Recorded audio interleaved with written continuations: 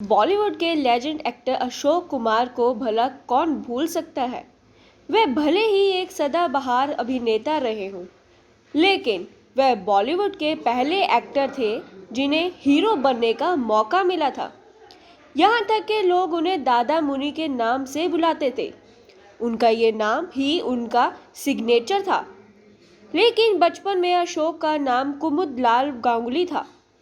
बाद में उन्होंने अपना नाम बदलकर अशोक कुमार रख लिया। लेकिन उस दौर में एक्टर बनना आसान नहीं था, क्योंकि उन दिनों एक्टिंग को गंदा पेशा माना जाता था।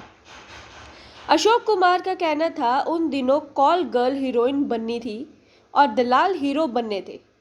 यहाँ तक कि जब अशोक कुमार के घर में ये पता चला कि ये एक्टर बन गए हैं, ये सुनते ही उनके घर में कोहराम मच गया। यहाँ तक कि उनकी शादी भी टूट गई। अशोक कुमार भी अपने पिता की तरह एक वकील बनना था, लेकिन वह बॉम्बे टॉकीज की साउंड इंजीनियर के तौर पर काम करने लगे थे और प्रोडक्शन के अन्य विभागों को भी देखते थे। वह बॉलीवुड के पहले ऐसे एक्टर थे जिन्हें हीरो बनने का मौका मिला। उनकी पहली फिल्म जीवन नया 1936 में एक्टिंग के साथ खुद ही गाना भी गाया था। उनके हीरो बनने की कहानी दिलचस्प है। दरअसल एक्ट्रेस देविका रानी के हीरो नजीमुल हुसैन सेट से भाग गए थे, जिस कारण बॉम्बे टॉकीज के हिमांशु रॉय बेहद परेशान हो गए थे। हिमांशु नजर अशोक पड़ी और उन्होंने कहा, अब तुम ही देविका के हीरो हो। देविका रानी और अशोक कुमार की जोड़ी खूब हिट भी रही। जब अशोक हीरो बनने तो उन्हें हर खंडवा में कोहराम मच गया। उनकी तय शादी भी टूट गई। माँ का रो रोकर बुरा हाल हो गया था। पिता तुरंत ही नागपुर अपने कॉलेज के दोस्त रविशंकर शुक्ल से मिलने गए, जो उस वक्त मुख्यमंत्री बने थे, और उनसे बेटे को कोई नौकरी नहीं देने की बात कही। शुक्ल ने उन्हें 2 नौकरी के ऑफर लेटर दिए।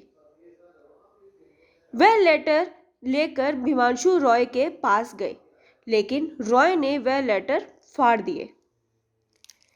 अशोक कुमार देश के पहले सुपरस्टार बन गए थे।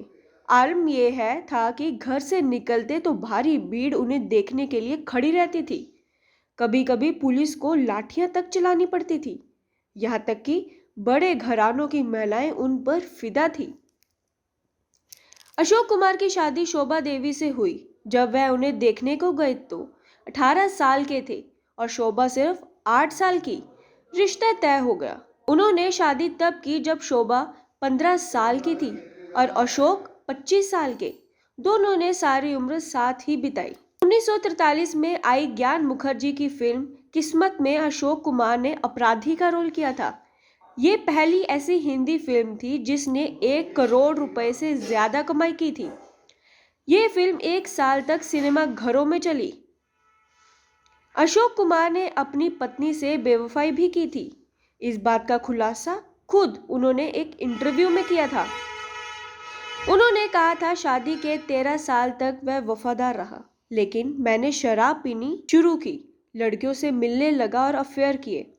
यहाँ तक कि मेरा हीरोइन नीलिनी जयवंत से साथ भी 2.5 साल तक अफेयर रहा। हर तरफ इसकी बातें ही हो रही थी, लेकिन मेरी पत्नी ने कभी इन बातों पर यकीन नहीं किया।